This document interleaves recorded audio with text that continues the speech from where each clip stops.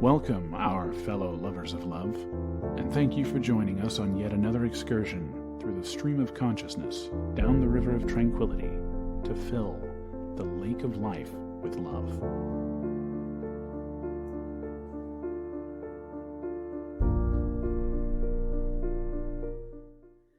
Good evening, our fellow lovers of love out there. Thank you for joining us. And I am not going to forget this today, so we're going to do it right off the top. You need to find out more information about Late Night Love and show notes and all that various stuff, the questions we answer. You can find those at latenighlove.us. If you have your own questions or comments you would like to share with us, there is a comment page on the website, or you can just send us an email to love@latenighlove.us, and we will get to you. All right, so now, because I forgot to do that for like 3 shows in a row, so I was getting that done off the top. Yay! Yeah, we've been doing this for 4 years, 5. Oh, good Lord, it's been a long time now. And you would think I would have scripted this intro by now, but the fact is, I do have a partially scripted intro. I do. The part I'm going to read here in a second is I'm reading. But the actual intro where I sit here and introduce the show and say hi, Lubby, and hello to the audience and do the little unscripted, It's all unscripted, I know. Well, all unscripted except for this part. So for tonight, dive into the messy world of relationships, parenting, and work woes, from suspicious hickeys and disrespectful partners to knockoff gifts and restaurant embarrassments. We're unpacking real life dilemmas. Plus, we tackle tough parenting questions like handling arranged marriage meetings, responding to nosy in-laws, and explaining diversity to curious kids. And don't miss our work advice, from managing mistakes, navigating social anxiety, and surviving awkward performance reviews. Yeah, those are never fun. Even if they're good, they're never fun. They're just like, I'm wasting my time. Can I get back to work? So tune in for honest insights and practical tips. And even those are unscripted because I can't help but throw in a kind of comment at the end of it.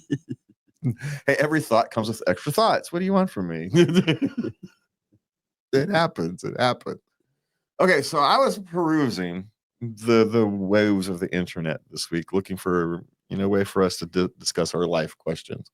Sometimes I bring in questions, and other times, most recently, because I've been trying to unwind. Been having stressful weeks. So I've been unwinding a lot, which means I've been watching a lot of YouTube shorts, kind of doom scrolling. So interesting things come across my feed, and this is one of them. So we're going to share it here with you. There we go. That's not the right one. Yeah, we'll go with that one. Nope. It's all wrong today. I can't hit anything. All right, we'll stick with that. All right. So let's listen to this for a minute, and we'll come back. Is it true that men are less attractive to successful women? If you show a man a photograph of a woman who's dressed like a CEO and she's gorgeous, and you show a man a picture of a woman who's dressed like a Burger King service person and she's drop dead gorgeous, men are going to find her similarly attractive in both conditions. It doesn't matter. The woman could be doing, it doesn't matter what the woman is doing. And there's been research that shows this. They'll show men and women photographs of people in different types of outfits, and the men's ratings of how attractive the women are has just everything to do with how attractive the women are. For women rating men, it all depends on what they're wearing, right? Do they show cues to resource access? Do they not show cues to resource access? And women tend to modulate how physically attractive they find men based on whether or not they have these cues related to provisioning ability. Here's what I want to talk about, because we talk about how men and women, view each other, and we do it in a way that seems like it's wrong. There's nothing wrong with women find men attractive because they historically, evolutionarily, right? They needed someone to provide and protect. So that's what they look for. Well, we have the babies. Yeah. I mean, remember, this is evolutionary. This has nothing to do with us. Yeah. Forget us as individuals. This is evolutionary. We wouldn't be here without these instincts. Yes. And those that had these good instincts are the ones that survived. And so we are the products of those that survived. And maybe these social cues, these things that we pick up on, are no longer as valid as they used to be. Now, that may be true, but we're still evolutionary in nature. We can't fight that. So I don't know. I just wish that it's perfectly fine to discuss them. Hey, let's look at ourselves and let's see if we're being overly judgmental in certain areas as men, as women, as individuals. That's a great discussion, but let's drop the judgmentalism with it. Well, I'm just not comfortable with these blanket statements. Men do this, women do this. Well, it's one of those things that's generically true. From a theoretically 5,000 foot thing, you can separate men and women that way. But the minute you get down to the individual level, exactly, it's, you don't know what you've got until you actually find out what you've got. So from looking from way far away, it looks like, generically speaking, men view women, men who find women who they find attractive are the women they find who are attractive, right? Whatever their type is, whether it's a successfully woman, whether it's someone working at Burger King starting out, or a homemaker, right? It doesn't matter. They're going to find that type of woman generically attractive, whatever their type is. It doesn't matter what their thing is, but what this is saying, that women find men who show signs of, wealth is probably the wrong word. They use provisions. Yes, the ability to provide something. Yes. Provide whatever they're looking for. Safety, security, emotional support, whatever it is they're looking for, that particular woman is looking for. Yes. Yeah, that's what they find attractive. And there's nothing wrong with either one, because that's just how you are. I think it's perfectly fine for us to want to examine ourselves and make sure we're not being overly judgmental. We're not throwing the baby out with the bathwater because this person doesn't exactly fit my little fantasy you worked up in your head. Not even the fantasy you've worked up. The little fantasy, evolution is worked up, cooked up in your head. All the little goofy things that turns, your preferred person, your theoretically preferred outward person isn't necessarily the person that's best for you. It's just the person you're most attracted to instinctively. But it doesn't mean it's the person you're going to be happiest with or the person you're going to be attracted to long term. They could be a total shrew. And then there's those that, I look at them and I'm like, hello, trouble. Yeah. Yeah. You're trouble. Instinct is telling me you're trouble. Let's stay away from that this time. There is always that. There is always that. So that's what I just want to point out, that, I encourage us to examine ourselves. Especially, I encourage us to examine our own genders more than we examine the others. You want to hold gender to a higher standard, start with your own. That's why I don't pick on women, pick on men. I love you to pick on women. Leave it to you. It doesn't mean you can't be critical, but you don't nitpick. You nitpick your own. Yes. Yes. Yes. You don't nitpick the other. You nitpick your own. I don't. I don't nitpick on men. Because your own has enough nitpicking has no stones to throw. We were having a discussion this week about, me being reluctant to have discussions with you about I was going to say drinking habits, but that would go over. That's not exactly what it is. Because it's not true. It's not a drinking habit. You're drinking too many energy drinks. Yes. The little energy shots. And kind of habitually, not even. No, it was pure habit. Yeah, it was pure habit. They stopped working a long time ago. And so, but because I do things out of pure habit, Mr. Smee can't throw stones, right? Okay. And so we were talking about that. So I'm reluctant to even throw little dirt clods and say, hey, you want to rethink this? It's hard for me to do and that. I really appreciate that forbearance. It's very difficult. Yeah, well, you know how well that would go over. Well, someone who's not thinking rationally, obviously. Well, no, you always respond well when I finally get around to the point to having to. Do I? Oh, good. Good. Well, because I think you respect the fact that it's very difficult for me to become critical of those things. So I wait until I really, really can't do it, and I can't wait anymore. Well, I learned it from Grandpa. He didn't have much to say, but when he had something to say, you listened. You at least consider it. You rarely cut. I mean, if you picked at me all day long, it would just be in one ear and out the other one. But it's so rare that you're like, okay, something's bothering me to the point where I have to say something. So I know that's a big deal. Yeah, we give each other a lot of leeway on those little. They don't matter. It's one of those things. The day in that don't sweat the small. Yeah, stuff. don't sweat the. Don't. Yeah, don't worry about. If it irritates you, just keep it to yourself. Yeah. Well, and it's just like a slight every once in a great while. I can't believe he's still doing that. Yeah, well, it happens. Well, it's for me. It really has to. I really have to start worrying about your health before it starts to bug me. And so something has to be gnawing at the back of my head that this can't be good long term. And it's not even. It's just habit at this point. And that combination eventually goes. All right, you got to start to bring it up, but that takes a while for me to get there because I am a person of his own bad habits and things like that. I am a flawed human being, if nothing else. And just for the listeners out there, I have taken the bull by the horns. I am no longer doing those. No, as well, even if it's one of those things, as long as we're all willing to discuss it, then everything's fine. Yeah. It's the moment we're not willing to discuss it. It's not like I wasn't willing to discuss it. It just wasn't appropriate timing. I think sometimes these things, we get to the point at about the same time because we were at this point about the same time. When I finally got around to bringing it up, you were finally at the point where I got to deal with this.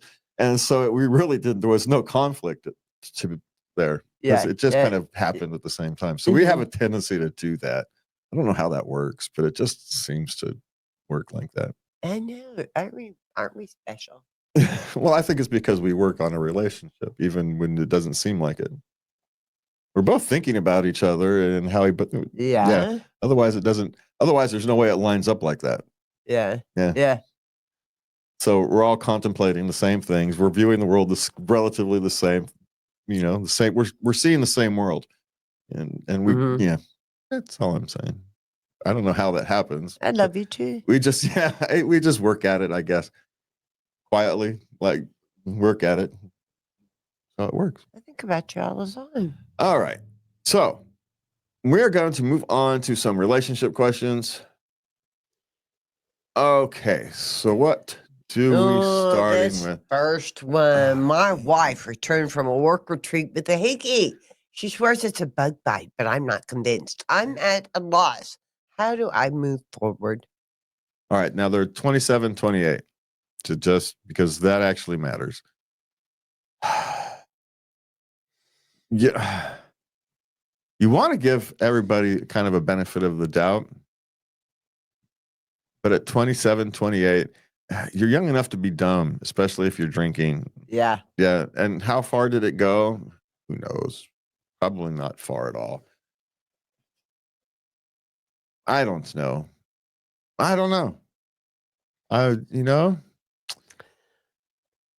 How do you move forward? Well, you decide if you want to move forward, I guess. You decide if you want to forgive her, if you believe her that she says it's a bug. Why a bug bite?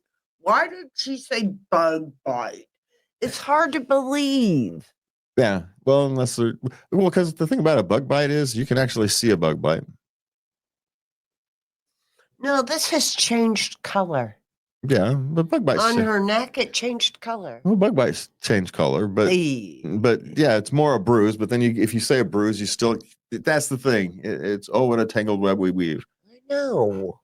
Now, the question is, there is no question. I don't know. At 27, 28. It's time to move on. Yeah, I guess. It really is. I guess. I don't know. At 27, 28, people do dumb things, and you almost don't want to throw out a world for dumb things. But if the shoes were on the other feet, we wouldn't have no problems saying end the relationship. So I don't know. What would you do? What would you say if it was one of your kids' spouses?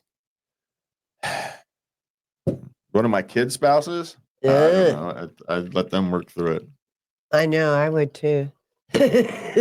No way would I get near that. No. Yeah. what I do you mean, do? I'm there for you. Well, here's what you do. Yeah. You sit down and you contemplate what the next, if you can even contemplate the next 3 5 years. If you can't, then you know what you're doing. If you can, then you know what you're doing. I suppose that would be my suggestion. That's a very good suggestion. Now, that contemplation may take longer than a couple of days, may take a couple of weeks. Mm-hmm. So, and be open about it. There's my suggestion. So you're going to take a couple of weeks to contemplate, and then take a couple of weeks to contemplate. And if you can vision a future 5 years from now, then you can. If you can't, then you can't. And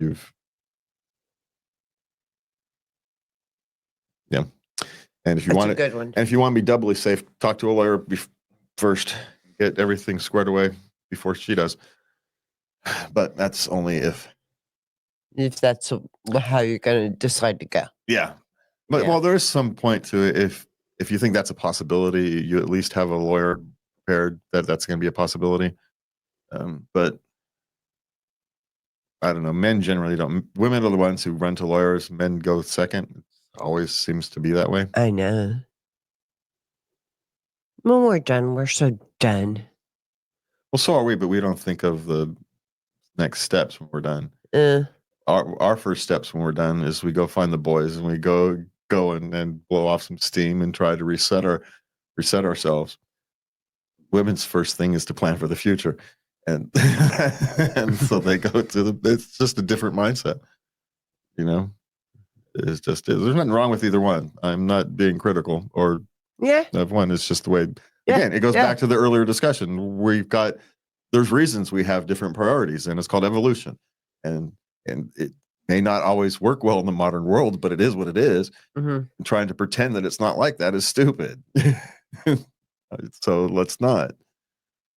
So just saying, you can work to try and be better than try and evolution, but good luck with that. Okay.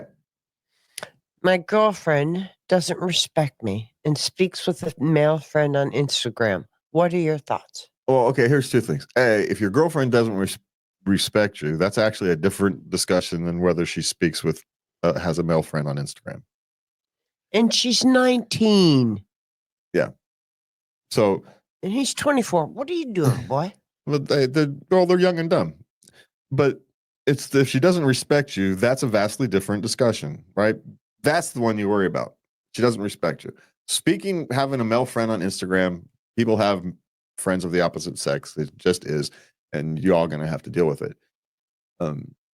Regardless, men, women, female, deal with it. If you can't, then you find a different partner who can. It doesn't respect you. If she doesn't respect you, you don't have a relationship. That's not a relationship. She's using you. She may not even realize she's using you, but she's using you. Mm-hmm. You take her places, you buy her stuff, and intimacy is nice enough. And so, but you're not her long-term plans.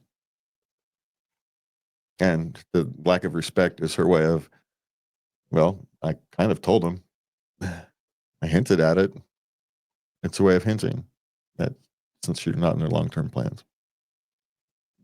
Again, this is not necessarily a thoughtful thing. This is evolution. She is not fully committed because she knows she's going to move on as soon as she finds something better.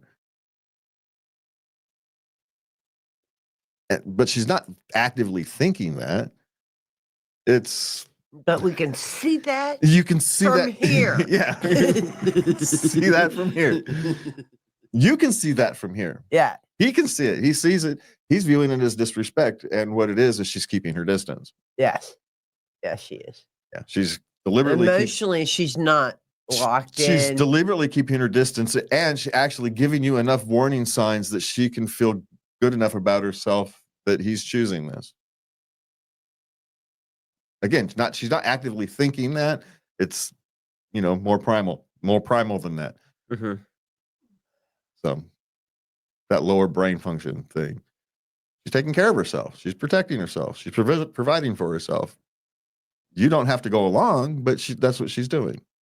And she's giving you enough reason to walk away if you choose. So probably time to make that choice. It's got nothing to do with their male friend on Instagram. Now, that male friend on Instagram may be the next person she moves to. And he's a backup. Yeah. But, you don't want someone with backups. But he could also just be a friend. Friends that happen all the time. Okay. My boyfriend bought me a knockoff gift after I mentioned treating myself to the name brand. This is classic. Because here's how a man's thinking. Well, this is functionally just as good. I know. It works. She'll love it. It'll save her money. It does everything she wants. It's actually better quality. It's not going to fall apart in 2 years. It's going to last 5. And what he's not understanding, it's got nothing to do with how the thing works or whatever it is. It's the name. It's how it's making her feel. It's the status. Yeah, it's how it's making her feel. You'd have been better off not getting her nothing. And he's never going to understand that. No, you can tell it to him exactly like we just did. And he's going to go, huh? That doesn't make any sense. You're right. It doesn't make any sense to you. Then you're never going to, well, he will understand it. Remember, these are 27, 28. He'll understand it when he's about 50. Oh, damn. I could have saved a lot of money that way. Because she didn't necessarily saying she wanted that. She'd be nice because she would be nice, a little bit of luxury, but it was a little bit of luxury she was pining for. It wasn't the actual function of whatever it is they bought. And we're men, we think practically. Oh, well, she wanted the thing because of the thing it does, and this is cool. Another thing it does, you get the feeling when you're using it, I have arrived. Yeah. I have graduated from the school of hard knocks. I have arrived. I am a success. Yeah. So he didn't understand what she really wanted, which is actually, that's a good time for us to bring in this one, right? Okay. Which one was it again? That was the last one. There we go. All right. So let's bring in this one. And so let's listen to this for a second. If I'm in an argument with someone and they're calling me out for doing something I clearly didn't do, I'll wait. Why? Because they get diffused. We want them to get that out first. In any argument like this, I want to establish, do we both want the same thing from this discussion? Winning an argument doesn't mean you're right before, right after. But it's what is the ideal outcome for both of us? And that would be the same thing in a relationship. If anything started spinning out of control, the first thing I'm going to think is, I'm going to hear what's not being said. So if my wife was saying, you don't even need to call me. You don't call me anyway when you're on these business trips. I never get phone calls. Do you think she is worried that her phone isn't ringing, or she's worried that she's not being appreciated and not feeling loved? Men especially will tend to say, well, let's open these facts really quick. Pull your phone out. I'm going to show you some missed calls right now. It's not about the calls. I need to hear what's underneath the statements that someone is saying. What's the emotion that's starting here? Is it anger? Is it loneliness? I need to understand what the emotion is behind what someone's saying and address that, and never address exactly what people are saying. So that's actually quite important to understand, that a lot of times our disagreements is because we're not actually arguing over what we're arguing. No, we're not. As we just found out. This poor man just found out. Right? He thought he was doing her a favor, but what he didn't understand was she was looking for the emotion of this high-end gift, not the function of the whatever Of the purse. Yeah. Yeah, or whatever it was. What was it? Do we know what it was? No. No.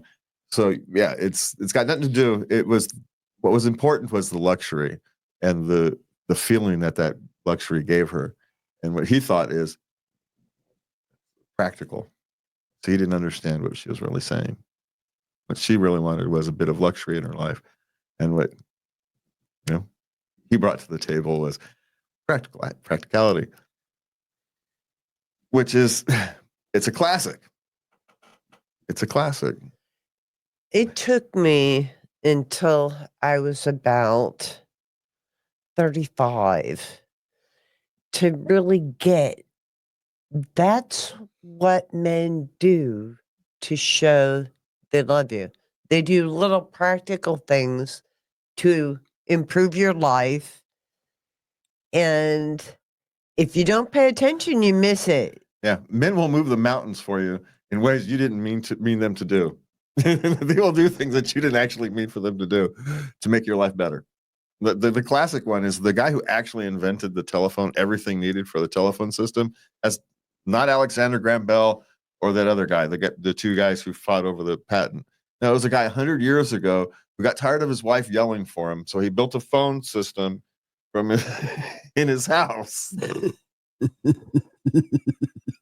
So his wife could always reach him because of house and the barn thing. So he built a phone system. So his wife could call him in the barn or call him in the den or yeah, he built it. Used to show it off to all his friends. Had no interest in sharing it with anybody. No, I just built this. My freaking wife can stop having to yell for me. And guess what? His life was better. Her life was better. Everybody was happy, but the world had to wait because he solves the problem he was looking to solve. Okay, this must be universal because Grandpa got tired of hearing Grandma holler at him because he was out in the barn. From the house, she'd holler at him. So he rigged up a bell, and there was a little latch, and you'd do Yeah. you could hear the bell out in the Yeah. Just stop yelling at me, woman. That's it. Yeah. Stop it. Here's a bell. Jesus. Yeah, because a bell and yelling, it's the same thing, but it's not. Yeah, and that's what Grandpa just said. Yelling. Yeah, I don't mind you calling for me, but will you stop yelling? So here's a bell. Here's a string. It rings a bell. I'll come. You didn't mind coming. That's a lesson to learn in that. He didn't mind being called. He just didn't want to be yelled at. Yes. Yeah. Okay, so let's move on. What's next? Boyfriend's behavior in restaurants leaves me embarrassed. How can I avoid such scenarios? Now, what he does is he orders things off the menu and he asks a lot of questions about how everything is prepared. Mm-hmm. And then it comes to the table and he's like, this isn't what I thought it was going to be at all. Send it back. Here's the answer. Don't go to restaurants with them. That's the answer. Yeah. Stop Go to drive-thrus. Yeah. Well, I might guess he's not going to be any happier to drive through. Just don't go to restaurants with him. Don't go out to eat. Yeah, there it is. Yeah, I'll meet you after dinner. That's all you have to do. Don't make it a big thing. Just shrug your shoulders and stop eating with them. That's my suggestion. I mean, if that's your biggest complaint, then you just don't go to restaurants. So solve that problem.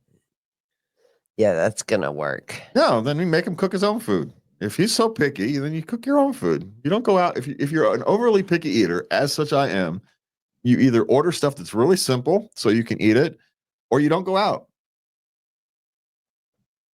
That's called being civil. From my perspective, anyway, which is why I don't go out to eat.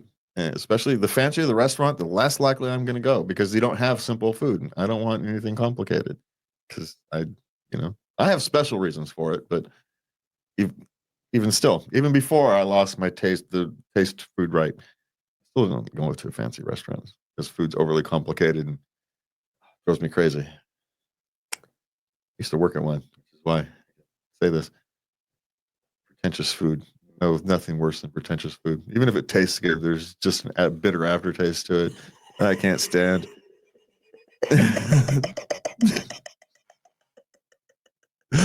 It's terrible. This is why I go out to eat with my daughters. They take me out. Yeah, because you don't want to go out to eat with me. No. Go to Burger King. No one wants to go out.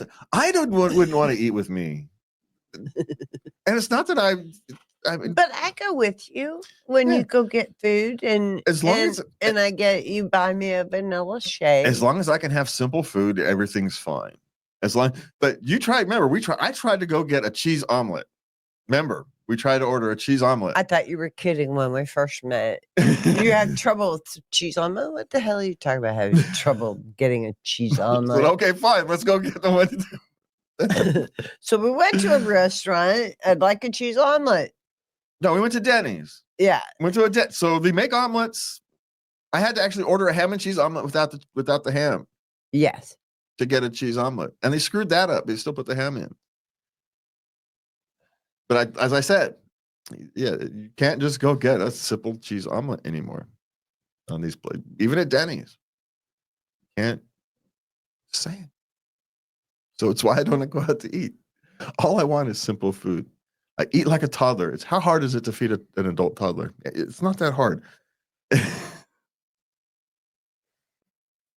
I just say it. Anyway, okay, what's next? Okay. My gay best friend tried to sleep with my husband.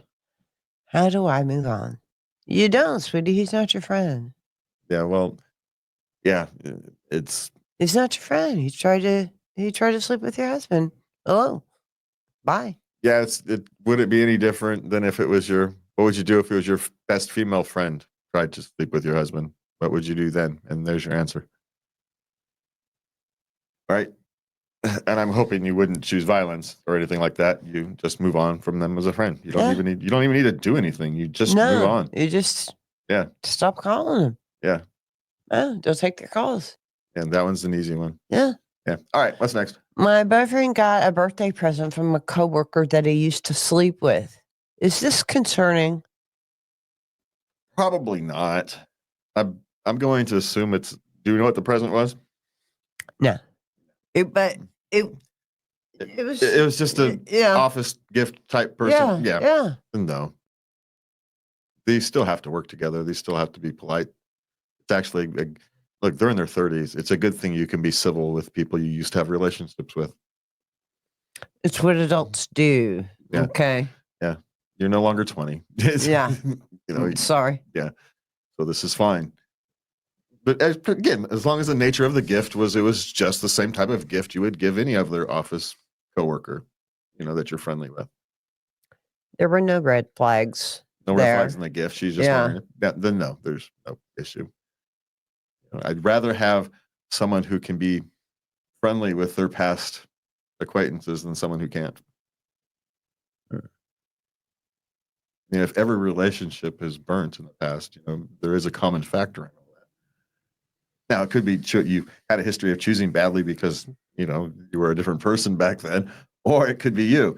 So, you could drug use or alcohol use. You had a history of choosing the wrong type of people. I stopped doing that. And now I choose to. So that group of people I could no longer be friendly with because they were just the wrong group of people to begin with. But I've stopped that and I moved on. So there's nuances in this, but generally speaking, I would like people who can be, at least theoretically, be friendly with the people they've had past relationships with.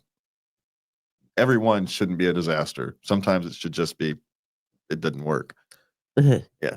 If all your previous relationships ended in a burning, flaming wreckage, either you make bad choices or there's something about you. And it could be you made bad choices. Maybe you don't break up well. That's not a good sign. Just saying, there's a reason you're breaking up. Those things might go hand in hand. I don't break up well. Gee, I wonder why you're breaking up all the time. I'm just pointing these things out. Okay, what's next? My parents took me to an arranged marriage meeting with a woman, and he's gay. Yeah. So I'm assuming they're Indian. Okay. I'm assuming because it's only a handful of cultures that still do arranged marriages. Yes. So you tanked it. Lives in America. Yeah. Well, they all live in America. Yeah. So you don't have. I have the same advice I have to all of these things. You go into these type of things. Do you do it for your parents? Sure. You go to the meeting for your parents because you respect your parents. Do you tell the person it's going anywhere? No. You be perfectly open and honest with the person you're meeting. You can do both of these things at the same time. You can honor your parents and honor yourself at the same time. It's possible. Just go and be perfectly civil. Or maybe he could tell her, I'm sorry, you don't have the right equipment. You don't have to, you go be perfectly civil. And you know, that perfectly thing, there's a reason it's called perfectly. It's like perfectly legal. Oh yeah, it's fraudulent, but it's legal. So it's perfectly civil. You go in there and you be perfectly civil. You mind your P's and Q's exactly, but you don't have to be dishonest because that's not being civil. No. And so you're a very pleasant person. And if I was a different person, we might very well get along together, but I'm not. You tell her about yourself and she won't want to be with you anyway either. So, and your parents will actually get the point that you're not interested. Just be honest. I'll be open and honest. And your mother will eventually deal with the fact that she's never going to No, have you that. could be honest. I'd like to one day meet somebody and be struck in the moment and fall in love. Be honest. Yeah. I'm just saying, be perfectly civil is my suggestion. And perfectly civil means being open and honest. So then have a good time with it. Don't be a sourpuss, but you're not going anywhere with this, right? So both these things are possible. All I want to say. Okay, parenting. What would you do if someone called your child a different breed? Oh, your child is difficult to work with. What I'm thinking. Yes. Have you parented your child properly? Would be my That's like saying bless your heart, Oh, bless his heart. It means you have some parenting to do, most likely. Most likely. That's a good way of saying this child is out of control and needs some parenting. So that's what I would say. Just based upon something I would say. So, now, I could be wrong.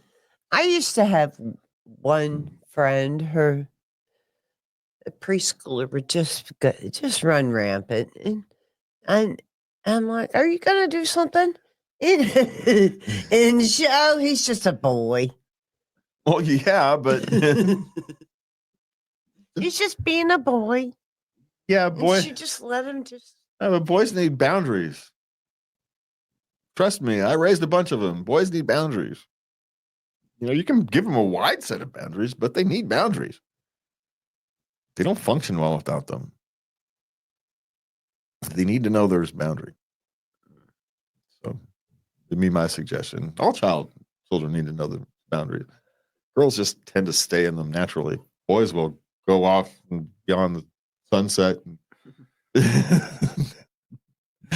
Yeah. Boys need to be known where you need to tell them and keep them within the boundaries because they will test them far more than young girls will. Girls don't test boundaries until they're later, generally speaking. Teenage. Yeah. Because they've been obeying them all their lives and now they figure out, hey, wait a minute. I'm almost 18. Yeah, I can make my choices. Yeah, we forgot to give you boundaries, didn't we? Yeah. But if you over boundary them, you end up like those Catholic school girls, and there's there was no one more boundaryless than Catholic school girls. Ooh. Just saying. Because they didn't have any because they were always really tight confines, and then they get to high school and they get a little bit of freedom and they go nut jobbers.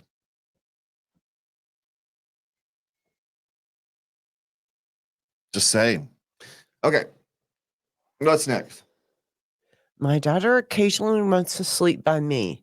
I don't think it's weird, but my wife does. The little girl is 6. Yes, she's just trying to sleep next to her parents. Why is your wife being weird? Okay, here's the thing. Does your wife have some undealt with trauma? Mm. It's my difficult to deal with suggestion here. Because we go back to the thing, understand what's actually being communicated. Fear. Yeah, it doesn't make sense. So there's something else. And so it's what's that something else? I think that's the question you want to look for.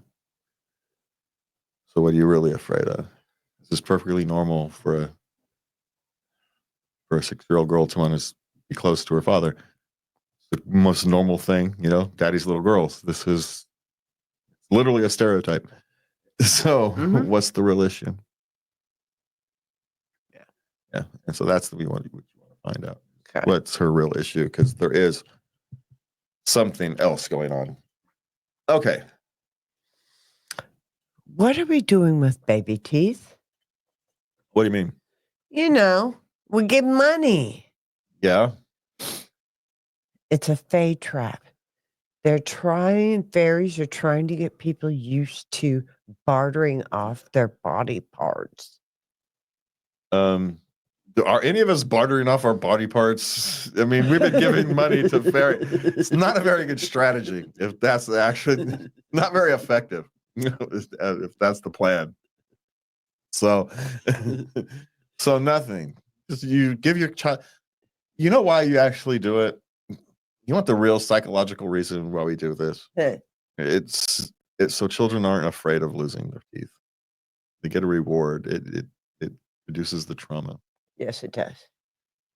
Because they don't know that they're going to get another teeth grown in. You can tell them, they don't know it until it happens. And so by getting a reward for losing their teeth as part of the journey of growing up, it becomes a plateau, a flag moment, something they can actually be proud of.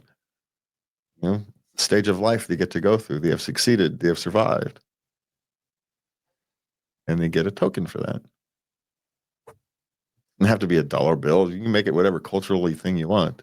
Yeah. Yeah. But it's a symbol. That dollar is a symbol of success. So that little child can transfer that negative, losing a tooth, to a positive. I'm progressing on my evolution as a human being. Now they don't know this. It's not, no one's thinking that. Not even the parents, but that's what's actually happening. Our parents, we're doing this because it's what we do.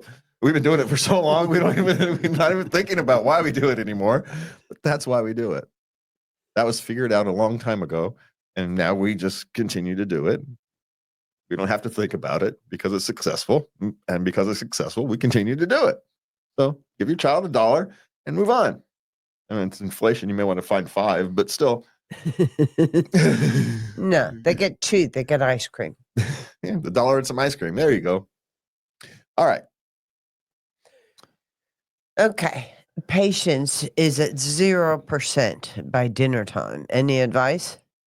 Well, that's a little vague of a question. So how old are the children and all the various things?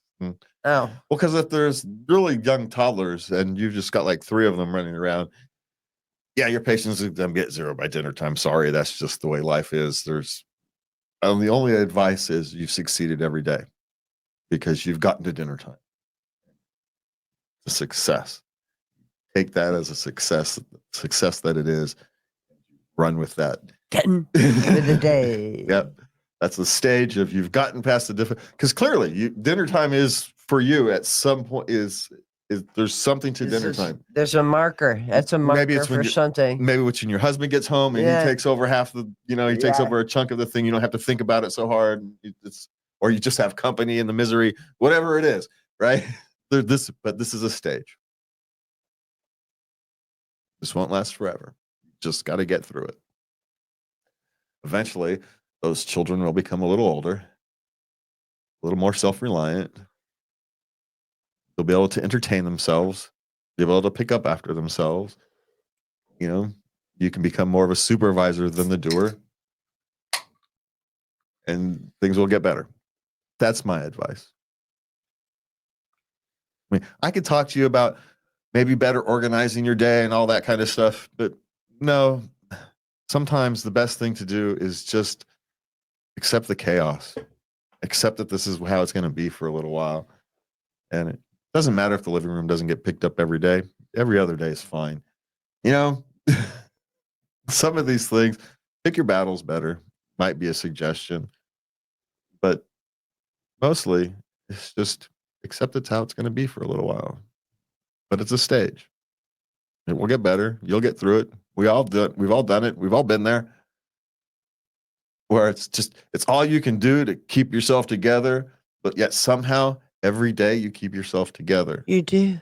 So maybe it's not all you can do to keep yourself together. Maybe you're stronger than you think and than you feel. Because you manage to do it every single day. So congratulations. And take a deep breath and do it again tomorrow. You all right? We got you. You got you. You got it. You've already proven you've got it. Don't need anything else other than the occasional pat on the back, say congratulations. And sometimes you got to do that to yourself. Not because other people aren't doing it, but because you need to remind yourself that you succeeded. And try to work in little breaks just for you during the day. A cup of tea, even if it's just 5 minutes in a book, little mini escape, some meditation. Just real quick, 3-minute guided meditation on YouTube resets the whole frame of mind. Just a couple ideas. Okay. All right. So what's next? Mother-in-law says I'm going to raise a brat. The baby is 7 months. Oh, what a pleasant mother-in-law. Yay. Well, you got one of those, huh? So here's what you do with those mother-in-laws. You ignore them. You're never going to make them happy, so don't try. And really, this is going to be hard, but shine her on and you'll work at it and you will get better at it. It gets easier. I've had decades experience with this. You can do this. It can be done. But just shine her on. She doesn't matter. She's an old bat. Stop it. Leave her alone. Let her just go on and be in her little weird little world. And you have your baby, and that's what you do. Yep. Don't worry about her. That's, you've got one of those. And the best thing to do is not let her, don't let her have space in your head. Don't let her live rent free in your head. My suggestion. Okay. Son friend smashed his headphones. Friends? My son friends. Yes. Smashed his headphones. 13. So I need circumstances because that doesn't necessarily make sense unless they're not actual friends. Well, they came over. There's just kids he hangs out with. And they were messing around and headphones got smashed. Yeah. So it wasn't like they went up, picked his headphones up, threw them on the ground, and stomped on them. No. The boys were being boys, roughed houses, and the headphones got broken. Yeah. Yeah. Well, then your son broke his headphones. That's what happened. So nothing to do. Just, you treat this as your son broke his headphones because that's fundamentally what happened. If he needs to go and buy new ones, then he needs to go buy new ones. He can whine about it all he wants, but when you have friends over, you're responsible for their behavior. So guess what? He's responsible for his broken headphones. It's not like someone picked him up and smashed him and being, they just kind of got broken because they were being, no. If it was like a bullying situation, there's a different answer. But since it's not, your son's responsible. Learns a tough lesson. How you solve it for you is dependent upon you, right? Does he have his own money? Then he goes out and buys himself some headphones. If he doesn't, well, he's going to be washing dishes for you or something, isn't he? If he wants some new headphones. So Or you know where his next allowance is going. Just he gets them however he normally gets them, or he's waiting for his birthday present, whatever that is. However he would normally get new headphones. How he's getting new headphones. Yeah. Yeah. It's the consequences of his actions. Got to learn them now. And again, it's a different answer if it's a bullying type situation or something, but generic roughhousing, that's his responsibility. Okay. My 4-year-old daughter keeps asking why everyone has blonde hair. How do I respond? They're Asian. Yeah, well, and she's 4. So She's 4. it's different people have different color hair. And she's going to ask why, and you say, because that's the way it is. And she's going to ask why, and you're going to say, because that's the way it is. Because she's 4. Yeah, because she's 4. And because at 4 years old, that's the only answer she's actually going to understand. It's not you're not being a bad parent but at 4, the only answer she's going to understand is because it's how life is. When she's a little older, you can explain to her the genetics, but until she's old enough to understand genetics, she's never going to understand why people have different color hair. Because people have different color hair. And at 4, she can't understand. She can't understand that. Genetics. Yeah. And she not even understand the concept of she's used to seeing people because she's Asian. She hangs around with a bunch of Asian people. She sees people with black hair. So when she's out in the public, she's noticing the people with blonde hair. It's not that everyone has blonde hair, just she notices the ones with blonde hair because they stick out to her. Mm-hmm. That's the sore thumb theory. But you can't explain the sore thumb theory to a 4-year-old. They're not going to. So the best answer you can give to a 4-year-old, I mean, unless they're some prodigy or something, the best answer you can give to a 4-year-old is people have different color hair because that's how life is. And that's how life is when they ask why. Because it's just that way. Some answers are just like that. You're going to have to get used to it. Even at 50, some answers are just because it's the way it is. So. Yeah. I mean, if she could, at 4 years old, you can't explain, she's not going to understand the explanation. So, I mean, if you want to practice giving it, then I suppose you could. But she go, what? Yeah. Well, now she may not answer why because she don't want to hear that boring thing again. So that may be a strategy. You want to sit down and give her the lecture on genetics or the sore thumb theory to a 4-year-old. That's a good way for a 4-year-old to get bored and to stop asking you questions about the hair. So I suppose there's another way to explain it. You could try that. Could actually give them the honest answer. We'll never ask you an honest question again, though. So there you go. All right. So we're on to work question. Do you guys prefer 4 10-hour shifts or 5 8-hour shifts? I always preferred 4 10s because you might as well ruin your full day, rather than and have a third day off or another day to work a different job, something, So that was always my theory. But that's a personal thing, right? There's no right or wrong answer to that. It's just the answer you want. Okay. So what's next? Keep making company mistakes. Best course of action? Make company mistakes. I don't know what that means. He keeps making mistakes. Well, with the company he keeps, or just keeps making keeps screwing up. He breaks the company's policies. Learn them for the love of God. If you keep breaking the company's policies, learn them. And if you need to, create yourself a checklist or a QA list to go through to make sure you've done all your steps. Best thing to do to make sure if you're having problems with quality, you create a QA process. It's what you do. Even if it's for yourself. So create a QA process. Takes more time, takes less time than fixing your mistakes. True. And then, you don't have people coming and telling you that you screwed things up again all the time. So create your own QA process. First, learn the policies and then create a QA process so you can ensure you follow them. because you clearly can't remember them. So create processes to save yourself from yourself. Follow the checklist if you need to. Create a laminated checklist and work down it if you have to. Whatever you need to do. So, my course of action. Okay. My manager complained that I'm not friends with my coworkers on my performance review. Oh, here you go. I'm not paid to be friends with my coworkers.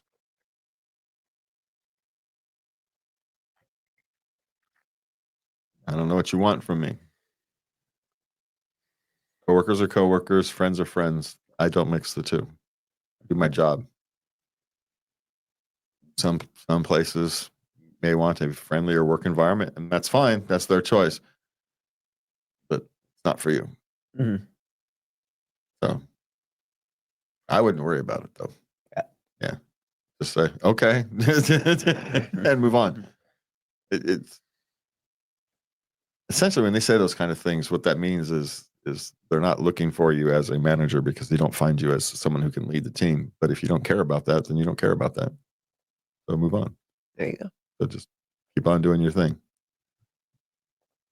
Now, if you care about that, you want to be viewed as a leader and that kind of thing, then, find a way to be more friendly to your coworkers.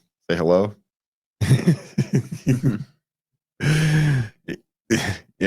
When I had to work early, no one would talk to me before 10 o'clock in the morning because I wasn't fully awake. And so you don't want to talk to me when I'm not fully awake.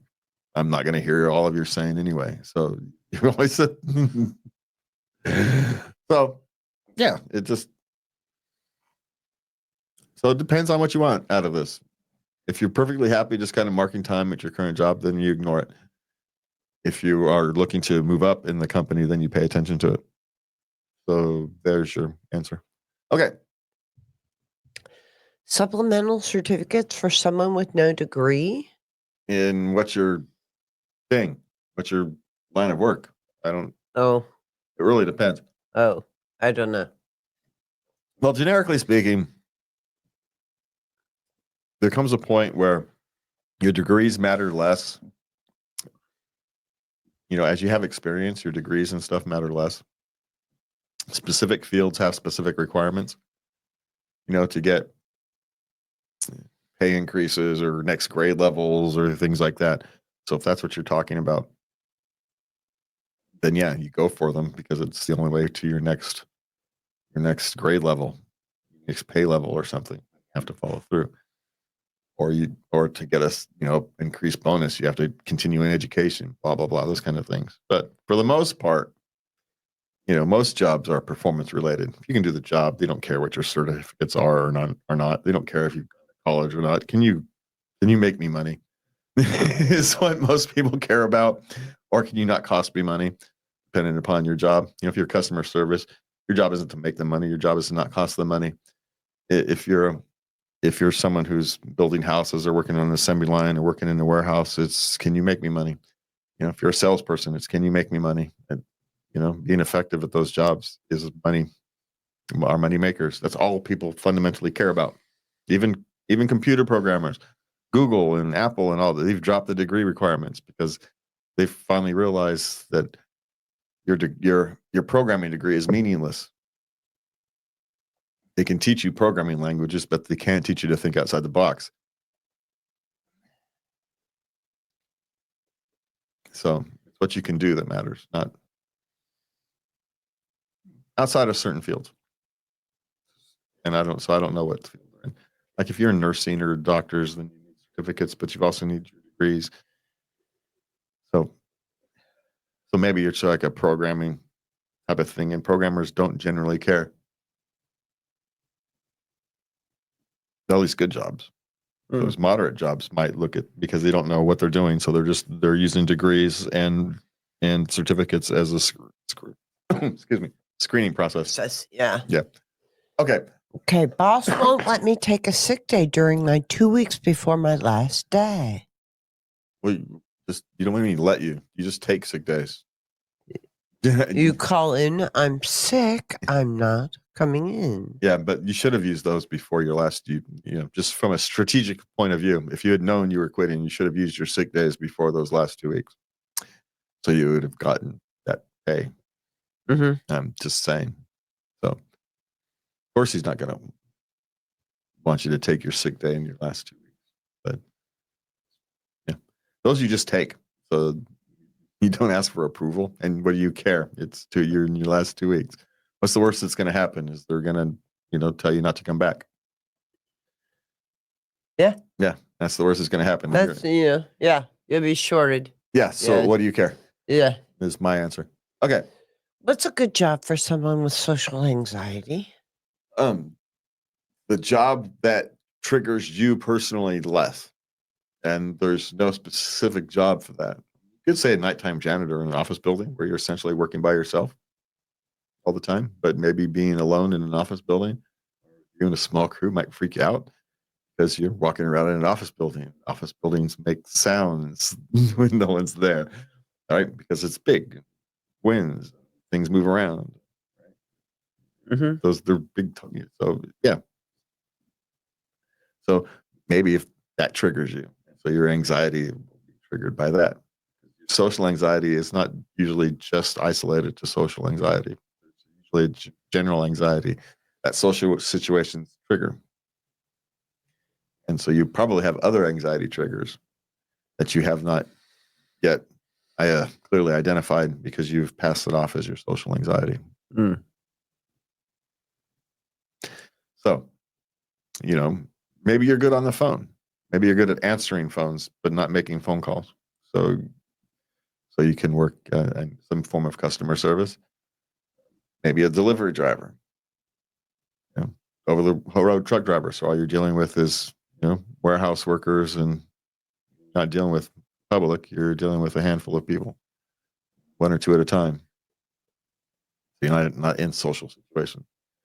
Depending upon your education level, you can do a researcher's job where you're spending a lot of time in labs or whatnot. There's all kinds of things to do. But here's my suggestion.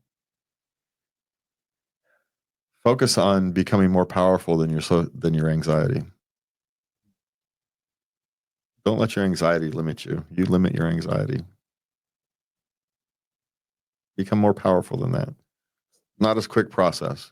It's not something that happens overnight. But you can do it.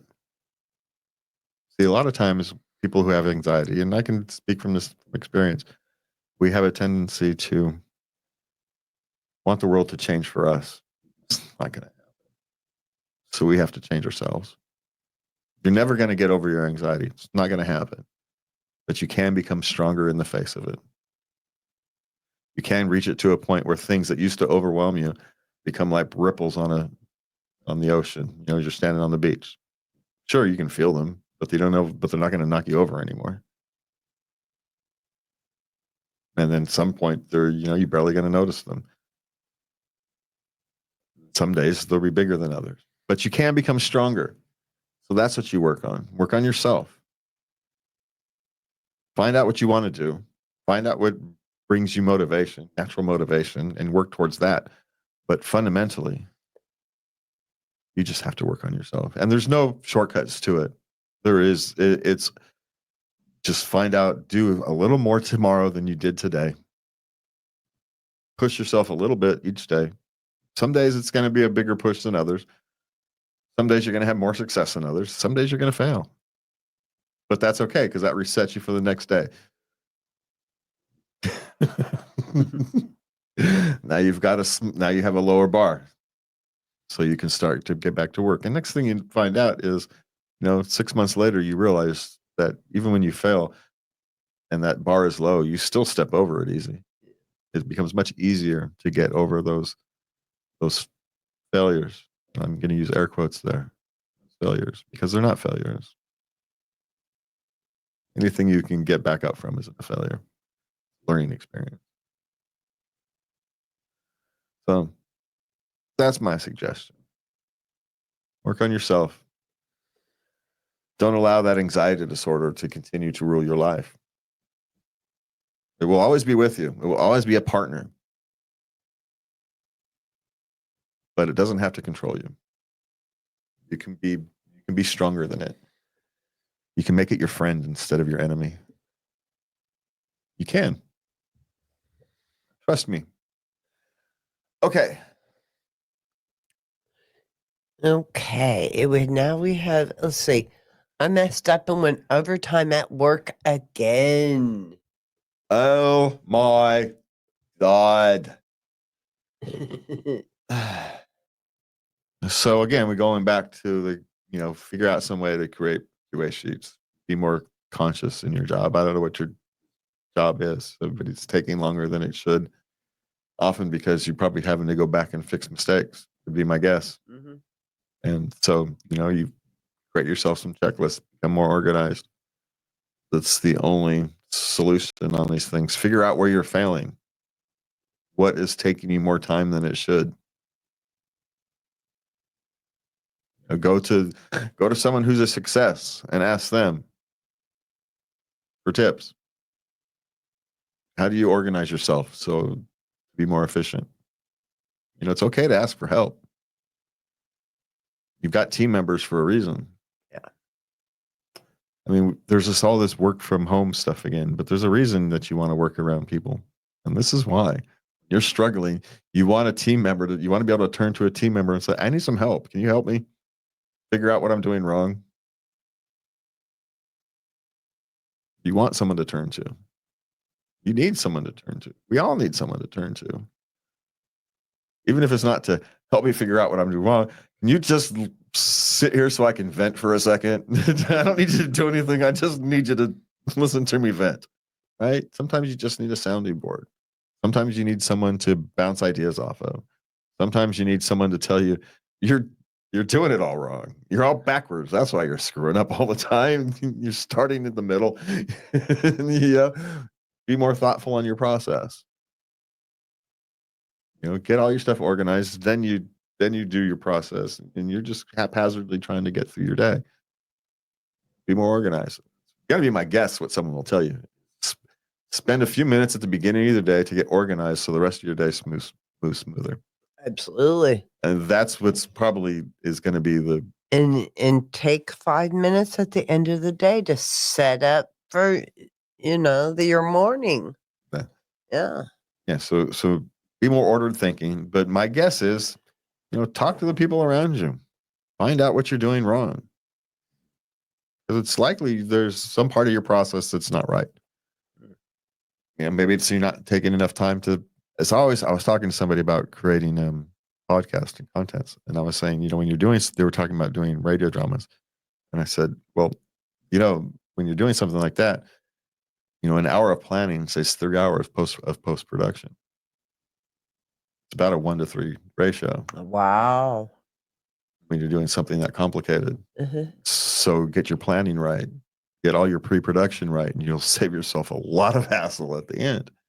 It really is. It's about a 3-to-1 ratio when you're doing something complicated. So, I mean, something like this, if I wanted to go through and hyper edit these videos and make them, it would take me about a good 3-4 hours at least, because I'd have to watch it once. Then I'd go through and scrub and do all the basic edits and things, and I have to watch it again. And then you go through and you do your fine edits, remove any ums, as, t's, and, silent any ticks and all those various things. And then you do your volume normalization, make it so everything sounds nice and clear, and any compression, so it all sounds all good. But and then you have to listen to it again as a QA process. So we do an hour and 15-minute show. Wow. Which is why I don't do all that post editing. Yeah. No way. Yeah. No way. Now you can speed some of that up. You can run it at like 1.5 speed, and on those initial pass throughs. So there's things you can do to speed it up, but you're far better off, planning the show so you don't have to do that. On the occasions where stuff gets screwed up, or sound gets screwed up or something, I have to pull my hair out because I know I've got 4 hours of editing to do. Just if all we do is I miss sound and accidentally get it from that mic instead of these, and I have to go in and adjust sound, I know I've got 3 hours of work to do.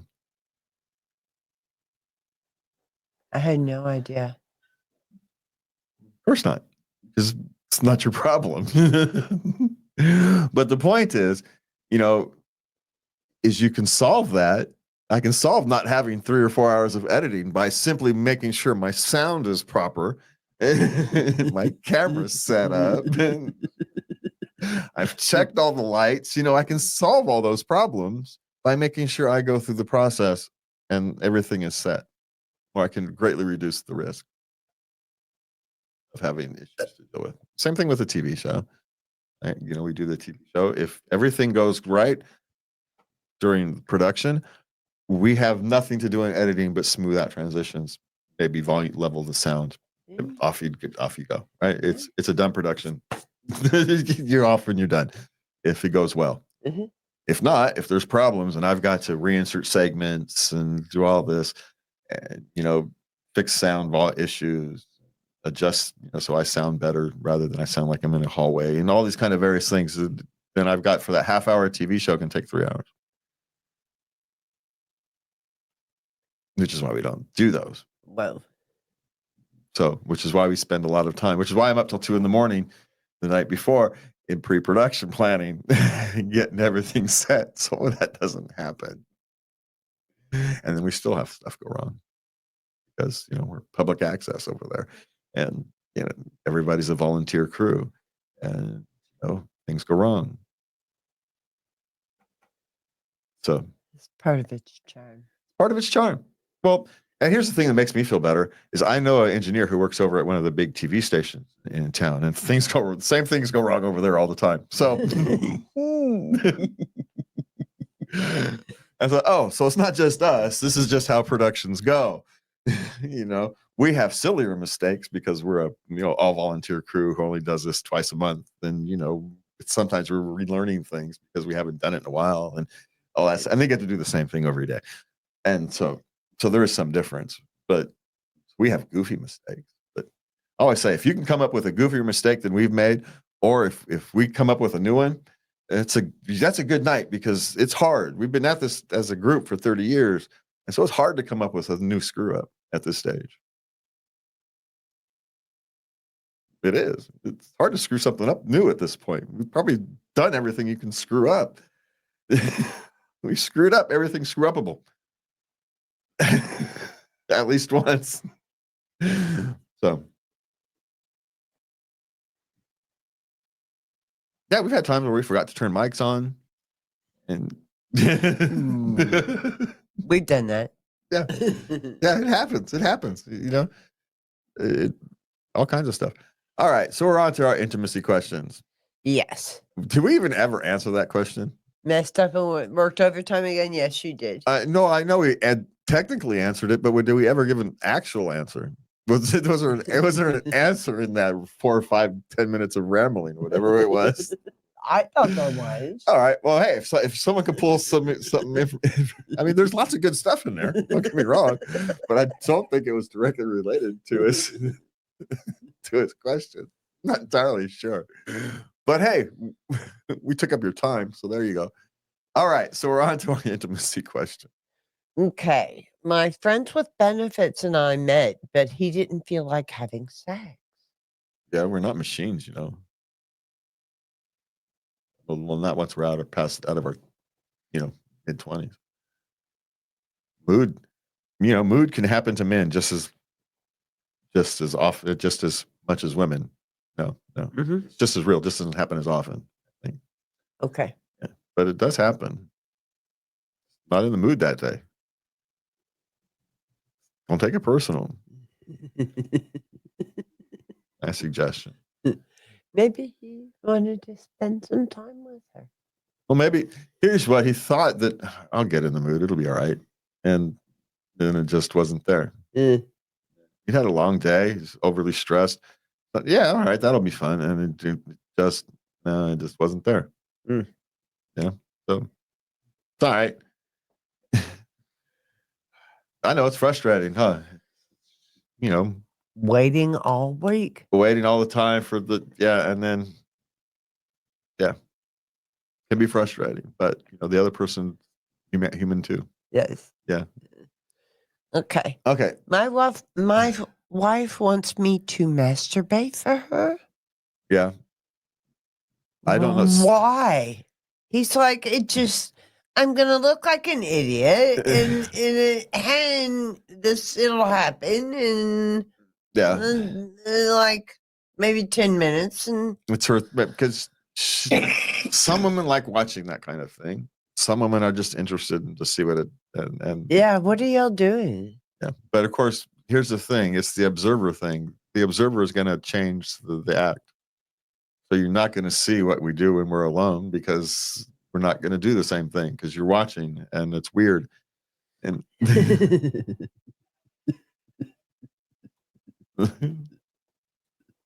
so now she may have a thing for it, and then that's a different, right? It's like, no, she wanted to try it.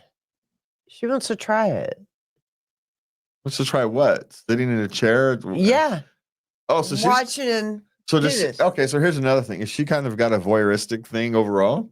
Maybe she don't know. She wants to try it. I think he needs to figure out what's actually more of the motivation here. Oh. Because if it's a voyeuristic thing, okay, then you can find a way to kind of get into that, right? Because there's a payoff at the end. Okay. Okay. Because then she's extra horny and then you get a payoff later on. So it can be worth it. And men can get past things like that. Hey, you promised us something we want. We'll give you what you want. Just saying. So there is that. But I get his thing. It's a little weird. And if it's kind of out of left field, like she's never expressed this voyeuristic tendency before. Uh-huh. Yeah. So here's my thing. If it's a voyeuristic thing, she's actually finding herself interested in more of a voyeurism type of thing. That's a different thing than if she's just curious about what men look like when they're pleasuring themselves. Those are actually two different things. Okay, so find out what it is. If she's just interested in what men look like, mind your own business. You can find it on the internet. Yeah. You don't kill your curiosity. So you don't need to make your man uncomfortable for that because that's just because you look like a monkey. No one wants to see that. No one wants to see that. No one wants to be the model. So, especially to the one you love, because that's like your worst moments. Should it be? No, but it is, right? It's one of those things. Should we all feel this way? No, but for some reason, evolution has made us. So it is what it is. But if it's a voyeuristic thing, find out, because that's something you can probably work through. Because in terms of kinks and things go, that's relatively minor scale, and you should try to take one for the team in that case. Because it's going to pay off for you. It's going to pay off for you in long term. You get to be selfish without being selfish. It's great.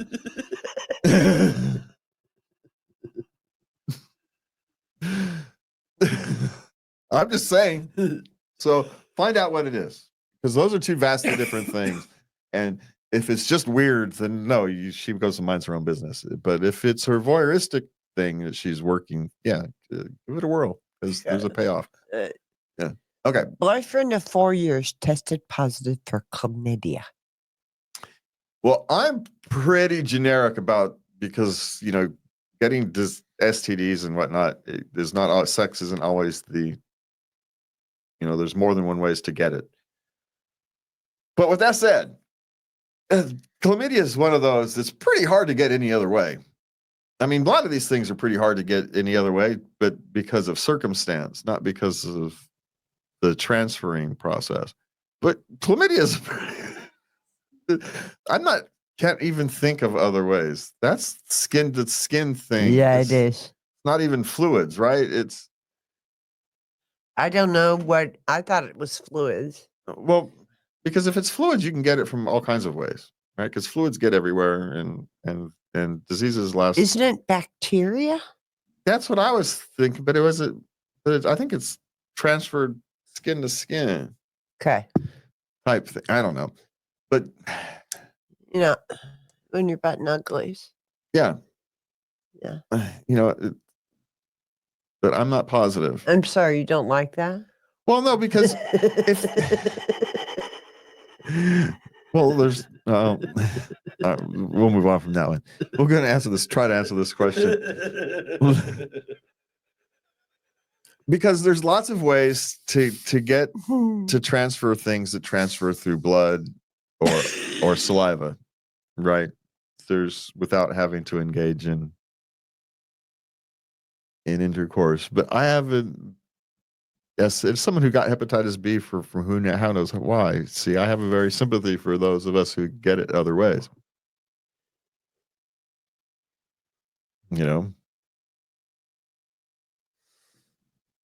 But at the same time, some things are difficult to get other ways. Mhm. Some things are more difficult to get other ways than others. Hepatitis B, that's blood, too. Yeah, well, Mhm. and the thing about hepatitis B, it's blood, but it survives in the wild for hours. Mm. And like something like HIV, it dies essentially immediately once it gets outside of the system. Mm. So it's very hard to transfer it other ways. Mhm. Hepatitis B is 12 hours, depending upon the environment. And so you can accidentally touch a piece of blood at the grocery store.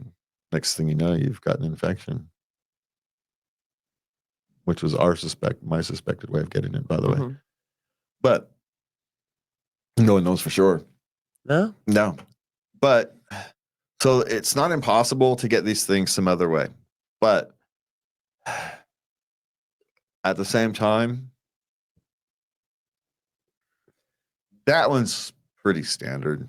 It's time to move on. I'm just gonna go there. Okay. Yeah. I don't have the energy to try to defend it. So okay, what's next? Okay. Now, this is a question from a woman. How do men keep up doggy?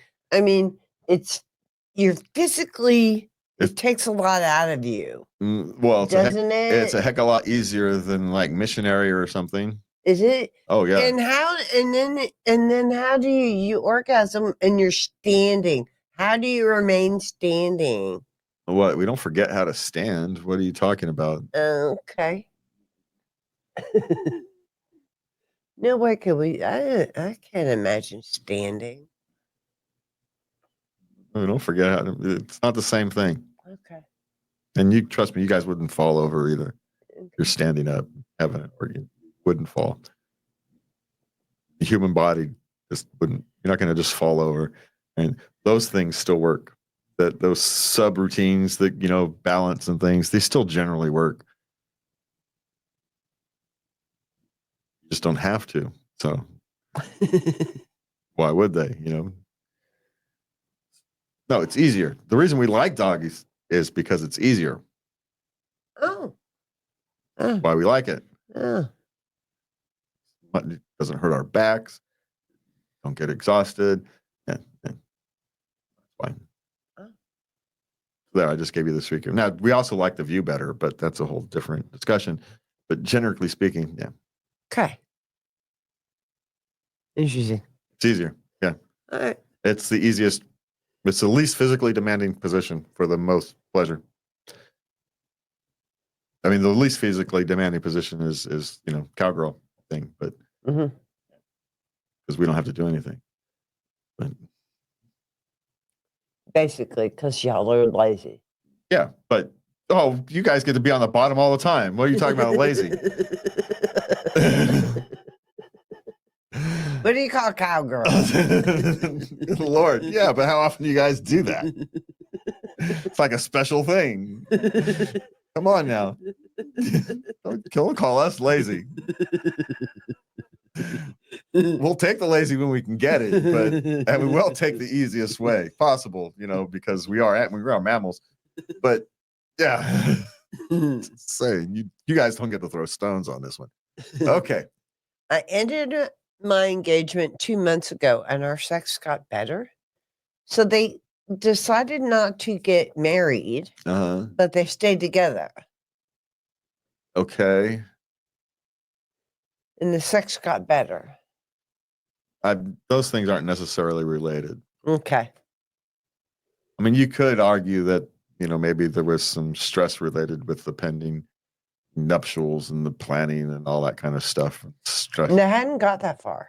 Oh, well, then they're not related. Sex can get better because you're better at it.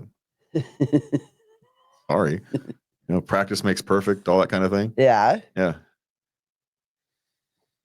And maybe because you guys actually got closer in the process of making a decision to end your engagement, you actually did something that successful couples do, and it's called work together through a problem.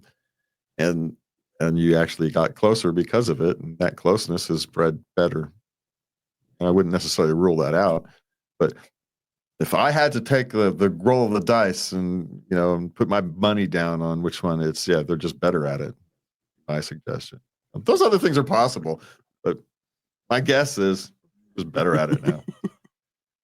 Don't overthink it. Okay. Last question. Is it safe to be in a hot tub with sperm in the water? Or can you get pregnant? Well, you're not going to get pregnant because that stuff is dead in that chlorine and heat. So there's no chance of getting pregnant, but I don't know necessarily why you'd want to be in the water. I mean, if you're just getting a hot tub after other people have been. No. Yeah. No, she's with somebody in there. Well, that's not. And he does it. And he orgasms. She's afraid of getting pregnant because she's in the water. No, but the water. No, that's some Harry Potter type stuff. If I'm just saying, the magical sperm. No, the sperm isn't going to swim all the way up. I mean, now if you're engaged in intercourse and you're doing the internal cream pie type thing, yes, you have a risk. It might be lower because you've also got water and chlorine and hot water all up in there at the same time. So, but it's still a risk. But if it's just ejaculate in the water and you're worried about, no, that's not likely at all. Like spermicide, man. Killing that things before it reaches. But anytime you have internal ejaculation, you haven't run into risk. So it depends exactly. Success that's in the water. And in the water doesn't mean in me. Right? Yeah. Those are Yeah. So those are no. There's no chance it's gross, but there's no chance that you're but there's no chance of pregnancy from the person sitting across from you ejaculating into the water. Ejaculating into you? Yes, regardless of the conditions you're in. But just saying. How did we end on that one? Good Lord. I did it on purpose. Oh, man. I'm going to have to start checking these things. That's what I get for trusting your... Come on, that was a good one. All right. We're leaving that at that because I don't know what that was. From me and Lovey, thank you for listening. You want to reach us, you can find us at latenightLove.us. You can send us your love letters at love@latenightLove.us. Oh, wait. Have a good night, and please remember to love everybody. Good night.